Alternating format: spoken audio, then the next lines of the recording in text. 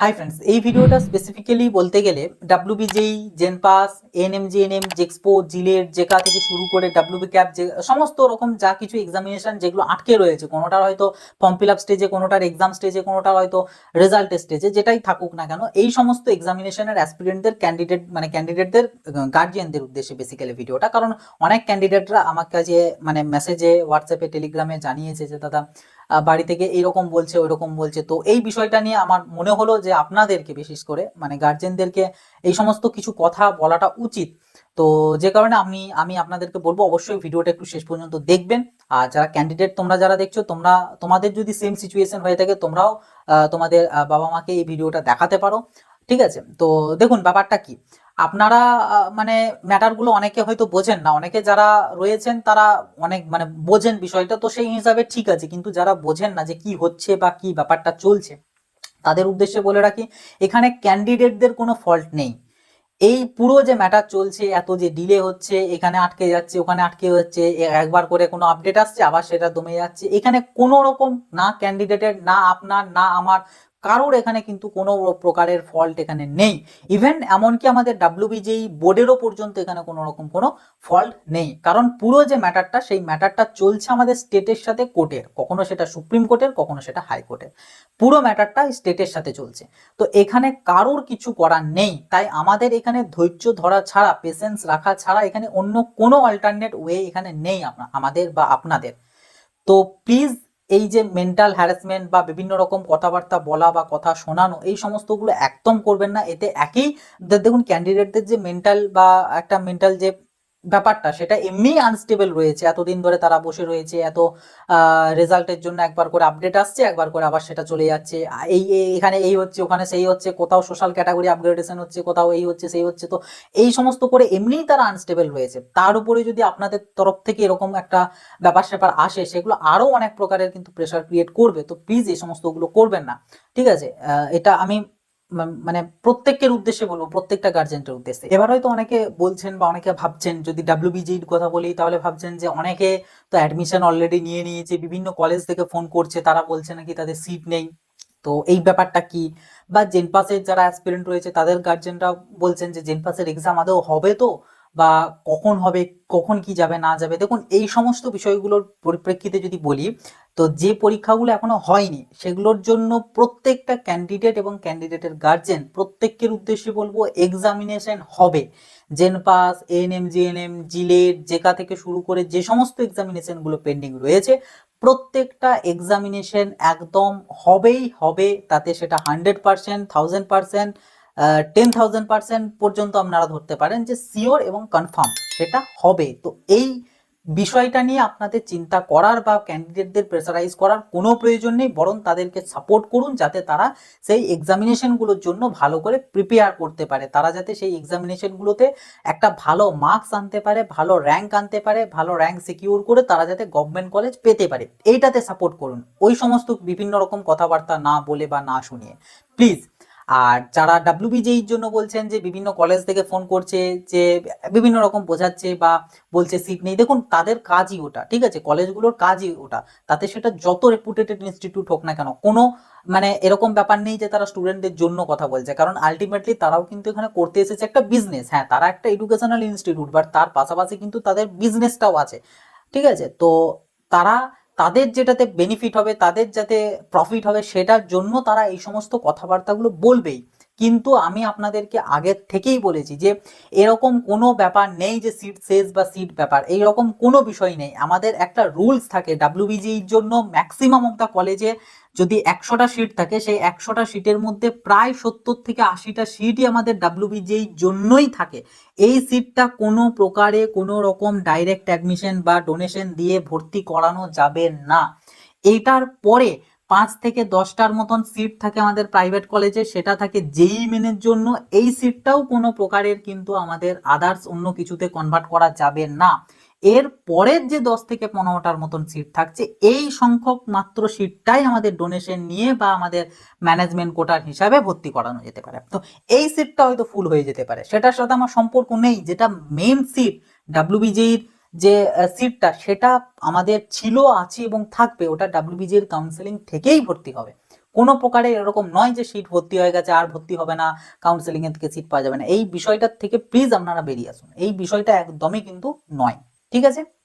আমি ক্যান্ডিডেটদের উদ্দেশ্য বলছি, গার্জেনদের উদ্দেশ্য বলছি, এই বিষয়টা একদমই নয়। এবং আমাদের ডাব্লিউবিজেই যে রেজাল্ট, সেই রেজাল্ট অবশ্যই বেরোবে, এই বছরের মধ্যেই বেরোবে। এবং তোমাদের কোনো প্রকারের কোনো বছর নষ্টও হবে না। তাতে যদি আমি একটা যদি ইমাজিনও করি যে আমাদের ডাব্লিউবিজেই রেজাল্ট হয়তো বেরোলো ডিসেম্বর মাসে এবং তোমাদের ভর্তি কাউন্সেলিং হয়ে ভর্তি হলো হয়তো জানুয়ারি মাসে, ঠিক আছে, জানুয়ারি মাসে, তাহলে কি তোমাদের বছরটা নষ্ট হয়ে গেল? একদমই না।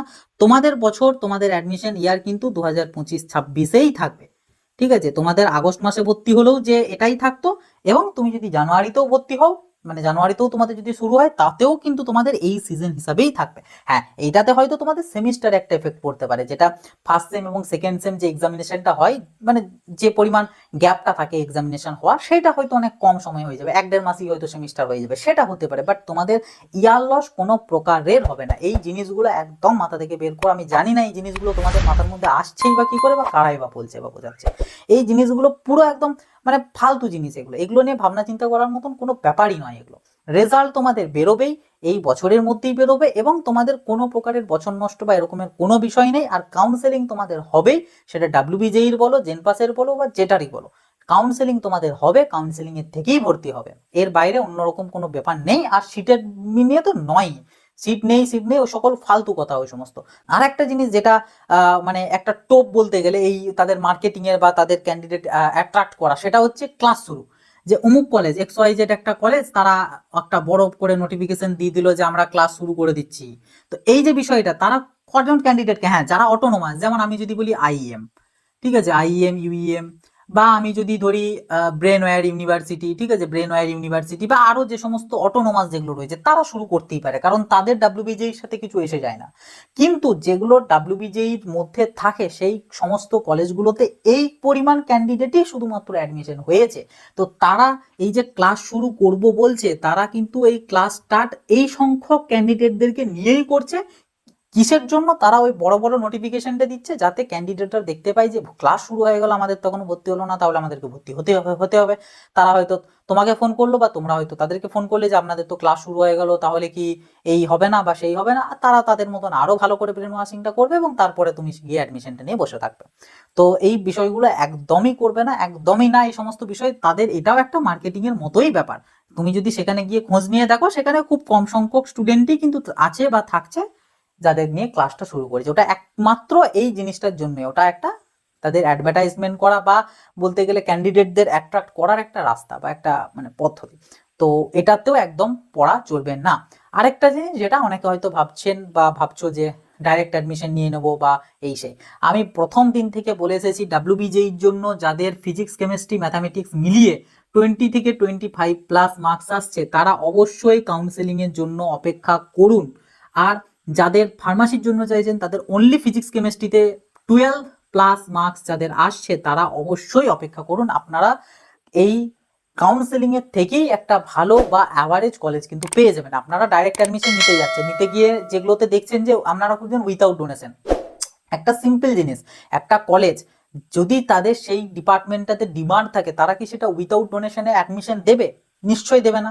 যে মানে তাতে সেটা যত রেপুটেটেড ইনস্টিটিউটই হোক না কেন, সে তারা যদি একটা কোনো কোর্সে উইথাউট ডোনেশনে অ্যাডমিশন দেয়, তার মানে জানতে হবে সেই ব্যাপার, মানে সেই কোর্সটার মধ্যে কিছু ব্যাপার আছে, হয়তো তাদের সেটা অতটা ডিমান্ডেড নয়, তাই তারা সেটা উইথাউট ডোনেশনে দিচ্ছে।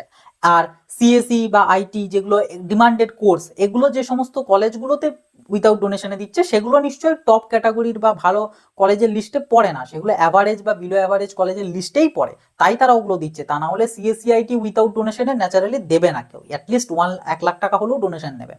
তো এই যে কলেজগুলো, এই কলেজগুলো কিন্তু কাউন্সেলিং থেকে ইজিলি চলে আসবে, কাউন্সেলিং থেকে। তো শুধু শুধু ওই ডাইরেক্ট অ্যাডমিশনে ঝামেলাতে যাওয়ার দরকারই নেই, শুধু ওকে ধৈর্যটি ধরে থাকতে হবে, এটা হচ্ছে মেন কথা।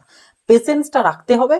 যখন কাউন্সেলিং হবে, সেই কাউন্সেলিং এ পার্টিসিপেট করতে হবে, ঠিকঠাক করে প্রপারলি চয়েস ফিলিং করতে হবে, করলেই কিন্তু সেই সব কলেজগুলো যেগুলোতে উইথাউট ডোনেশনে ভর্তি হতে যাচ্ছিলে, সেগুলো এমনিই চলে আসবে। বরং ক্যান্ডিডেটের পার্টিসিপেশন সংখ্যা এবছর এমনিই কমবে, প্রত্যেককে জানো বহু সংখ্যক ক্যান্ডিডেট কিন্তু অ্যাডমিশন নিয়ে নিচ্ছে, তাদের ম্যাক্সিমাম অফ দ্য ক্যান্ডিডেটই কিন্তু আর কাউন্সেলিং এ পার্টিসিপেট করবে না, কারণ তারা যেমন হোক একটা ইনভেস্টমেন্ট করে পরে অ্যাডমিশন নিয়েছে, সো তারা আবার ওই টাকাটা তো ফেরত পাবে না, তো তারা আবার নতুন একটা কলেজে ভর্তি সচরাচর কেউ হবে না। হ্যাঁ, যাদের খুবই ফিনান্সিয়াল স্ট্রং তারা হয়তো হতে পারে, বাট সেটা খুবই মিনিমাম। তো যে কারণে পার্টিসিপেশনের সংখ্যা এমনিই কমবে, তাতে কাট অফ হয়তো বা আরো কিছুটা কমে যেতে পারে। তো সেটাতে আরো পসিবিলিটি রয়েছে যে কলেজটাতে ডাইরেক্ট অ্যাডমিশন নেওয়ার কথা ভাবছিলে বা ভাবছিলেন সেটার থেকে আরো বেটার হয়তো পাবেন। তো এই কারণে বলবো অবশ্যই কাউন্সেলিং এ পার্টিসিপেট করুন বা কাউন্সেলিং এ পার্টিসিপেট করো। আর যেসব কলেজে সিট বুকিং চলছে ওই চক্করে আরোই পড়বেন না, কারণ সিট বুকিং মানে অ্যাডমিশন নয়, বা সিট বুকিং মানে ওই কলেজে যে পাওয়া যাবে এই ব্যাপারটাও নয়। সিট বুকিং এর পুরো যে সিনারিও সেটা আলাদা রকম। সিট বুকিং এর যেটা বিষয় সেটা হচ্ছে এই যে এটা যেটা বললাম ভাগটা, আমি যদি এখানে ভাগটা আরো প্রপারলি যদি বলি, 70টা ডাব্লিউবিজেই হয়তো গেল, 10টা গেল জেই মেনে, আর 20টা হচ্ছে আমাদের ম্যানেজমেন্ট করা। তো 20টা তো অলরেডি ভর্তি থাকছে, আমি এটা নিয়ে যাচ্ছি না। এই যে 80টা সিট, এই 80টা সিটের এখন কাউন্সেলিং এর থ্রুই যাবে, এটা কোনো প্রকারে ওই মানে ডাইরেক্ট অ্যাডমিশন বা ডোনেশনে হবে না, একদম স্ট্রিক্টলি বলছি হবে না এটা। এবার যারা সিট বুকিং করছো, ধরো আমাদের 20টা ক্যান্ডিডেট হয়তো সিট বুকিং করেছে, কিংবা 20টার জায়গায় আমি ধরলাম 30টা ক্যান্ডিডেট, ঠিক আছে, 30টা ক্যান্ডিডেট সিট বুকিং করেছে। এবার কে কবে সিট বুকিং করছে, কে কবে কত টাকা দিচ্ছে, সেই সমস্ত কিছু একটা লিস্ট কিন্তু কলেজের কাছে থাকে, যে কলেজে সিট বুক করাচ্ছে সেই কলেজের কাছে থাকবে। এবার সিট বুকিং এর ম্যাটারটা কি? সিট বুকিং মানে তোমার সিটটা তুমি একটা বুকিং করে রাখলে 5,000, 10,000 বা 50,000, যে কলেজের যেমন ফিস সেই অ্যামাউন্টটা দিয়ে। এবার কাউন্সেলিং কমপ্লিট হবে, পুরো কাউন্সেলিং কমপ্লিট হবে, তাতে 2 রাউন্ডে হলে 2 রাউন্ডে, 3 রাউন্ডে হলে 3 রাউন্ডে পুরো কাউন্সেলিং কমপ্লিট হবে। কাউন্সেলিং কমপ্লিট হওয়ার পরে যে সিটগুলো বেঁচে থাকবে সেগুলোকে এই অ্যাকর্ডিং যারা যে প্রথম দিকে পেমেন্ট করেছে বা যারা সব থেকে বেশি টাকা পেমেন্ট করেছে, এগুলো বিভিন্ন কলেজের উপর ডিপেন্ড করে, কোন কলেজ কোন সিকোয়েন্সটাকে ধরছে সেই হিসাবে তারা এক ধার থেকে কনফার্মেশন দিতে শুরু করে। এবার ফর এক্সাম্পল দেখা গেল এই যে কলেজটা, এই কলেজটায় টোটাল 80টা সিট কাউন্সেলিং থেকে হওয়ার কথা, তার জায়গায় দেখা গেল আমাদের 80টার মধ্যে ভর্তি হয়েছে হয়তো, মানে কাউন্সেলিং থেকে ভর্তি হয়েছে 60 জন, মানে আমাদের 20টা সিট কিন্তু এখনো ভ্যাকেন্ট রয়েছে। এই যে 20টা, তখন তারা এখান থেকে 20টা ক্যান্ডিডেটকে নেবে, বাকি যে 10টা ক্যান্ডিডেট সেই 10টা ক্যান্ডিডেটকে তারা ফোন করে জানিয়ে দেবে যে না আমাদের আর সিট নেই, তো আপনি যে সিট বুকিং এর টাকাটা দিয়েছিলেন সেটা এসে কলেজে এসে রিফান্ড নিয়ে যান। তো এই কারণে বলছি সিট বুকিং মানে অ্যাডমিশন আমার কনফার্ম, বা অ্যাডমিশন আমি ওই কলেজেই নিতে পারবো, বা কোথাও কিছু না পেলে ওটাতেই হবে, এই বিষয়টা একদমই নয়। সিট বুকিং ব্যাপারটা ডিপেন্ড করে কাউন্সেলিং এর পর ভ্যাকেন্সিজ নিয়ে, এবং সিট বুকিং মানে আপনি মানে ফাইনাল যে অ্যাডমিশন বা ফাইনাল যে ক্লারিফিকেশনটা পাবেন সেটা কাউন্সেলিং এর পরেই। তো সেই যদি আপনাকে কাউন্সেলিং পর্যন্ত যেতে হয়, আপনি কেন কাউন্সেলিং এ পার্টিসিপেট করবেন না, সিট বুকিং কেন করতে যাবেন? তো একদম এই সকল ব্যাপারে যাবেন না, কাউন্সেলিং এর জন্য ওয়েট করুন। এবং আমি আবারও বলছি ডাব্লিউবিজির জন্য এই লিমিটটাকে ধরে রাখুন, এর উপরে যাদের মার্কস রয়েছে তারা অবশ্যই পার্টিসিপেট করবে। এবার যাদের ডিমান্ড একটু বেশি, যাদের হয়তো মার্কস 25 কিংবা 30 এসেছে, কিন্তু তার ডিমান্ড আমি টেকনোর কোনো কলেজে পড়বো, আমি হেরিটেজ বা আরো একটা ওয়েল রেপুটেটেড, হ্যাঁ সেগুলো ডেফিনেটলি কাউন্সেলিং থেকে আসবে না, তো ওটার জন্য ডোনেশন দিয়ে সেই কলেজের সাথে কথাবার্তা বলে ব্যাপারটা সেটেলমেন্ট করতে হবে। কিন্তু যাদের এরকম কোনো ব্যাপার নেই তাদের উদ্দেশ্যে মেনলি যে তোমরা ওয়েট করে যাও কাউন্সেলিং এর জন্য। আর জেন পাস থেকে শুরু করে বাকি এক্সামিনেশন গুলো যেগুলো এখনো হয়নি সেগুলো এক্সাম হবেই, এবং তোমাদের কাউন্সেলিংও হবে, এবং কাউন্সেলিং এর থেকেই ভর্তি হবে। জেন পাসের থ্রু বিএসসি নার্সিং এদের তো আরোই বলেছি, এগুলো ডাইরেক্ট অ্যাডমিশন কেউ নিতেও যাবে না, ভুলে নিজেদেরই প্রবলেম, শুধু শুধু টাকা নষ্ট হবে। আর প্যারামেডিক্যালদেরও তাও ঠিক আছে, কিন্তু তাও আমি রেকমেন্ড করি না ডাইরেক্ট অ্যাডমিশনটাকে হতে। আমি বলবো কাউন্সেলিং এ পার্টিসিপেট করবে, তার আগে জেন পাসের জন্য ভালো করে প্রিপেয়ার করো, এবং ভালো করে মানে প্রিপারেশনটা নাও, যাতে একটা ভালো মার্কস একটা ভালো র্যাঙ্ক গেইন করতে পারো, যেটার থেকে একটা গভর্নমেন্ট কলেজের সিট তুমি পেতে পারো, সেই বিষয়টাতে ফোকাস দাও, এই সমস্ত বিষয়ে ফোকাস না করে। আর যাই হোক, এই ব্যাপার স্যাপার ছিল, এবং গার্জেনদের উদ্দেশ্যে আশা করি যে যে বিষয়গুলো বললাম বা যে যে কথাগুলো বললাম আমি বোঝাতে পেরেছি বা আপনারা বুঝতে পেরেছেন। তো এটার অ্যাকর্ডিং প্লিজ ক্যান্ডিডেটদের উপর প্রেসারাইজ করবেন না, বরং তাদের সাপোর্ট করুন, এবং তাদের যে মেন্টাল যে ডিপ্রেশন রয়েছে বা যে ব্যাপারটা রয়েছে সেটাকে পজিটিভনেস আনুন, আপনারাও পজিটিভ হন, এটুকুই বলবো। তো আপাতত ভাবে দেখা যাক, আমি এর আগের ভিডিওতেই তো বলেছি আগামীকালকে একটা আপডেট আসলেও আসতে পারে এই সমস্ত কিছু রিগার্ডিং, দেখা যাক, সেদিকে নজর থাকবে। যদি কোনো রকম কোনো ইনফরমেশন আসে ডেফিনেটলি আমি সেটা তোমাদের সাথে শেয়ার করবো, সেটার জন্য চ্যানেলটাকে অবশ্যই সাবস্ক্রাইব করে নোটিফিকেশনটা ক্লিক করে অলতে সেট করে রাখবে। আর কোনো ডাউট কোয়ারিজ থেকে থাকলে, কোনো কিছু বলার থাকলে, কোনো রকম কোনো গুরুত্বপূর্ণ মন্তব্য থাকলে ডেফিনেটলি সেটা কমেন্ট বক্সে লিখে জানাবে। আর যাদের আমার সাথে পার্সোনালি যোগাযোগ করার ইচ্ছে রয়েছে বা কোনো রকম কোনো ব্যাপার রয়েছে তারা অবশ্যই আমার সাথে পার্সোনালি যোগাযোগ করতে পারো, আমার যাবতীয় কন্ট্যাক্ট ডিটেলস ভিডিও ডেসক্রিপশন বক্সে দেওয়া আছে। এছাড়া আমাদের এই সমস্ত এক্সামিনেশন রিগার্ডিং বেশ কিছু গ্রুপ রয়েছে হোয়াটসঅ্যাপে, সেই সমস্ত গ্রুপগুলো যদি জয়েন হতে চাও সেগুলোরও লিঙ্ক ভিডিও ডেসক্রিপশন বক্সে দিয়ে রেখেছি। তো চলো আসি, আবার দেখা হবে নতুন একটা ভিডিওতে। সকলে ভালো থাকবে, সুস্থ থাকবে, বাই।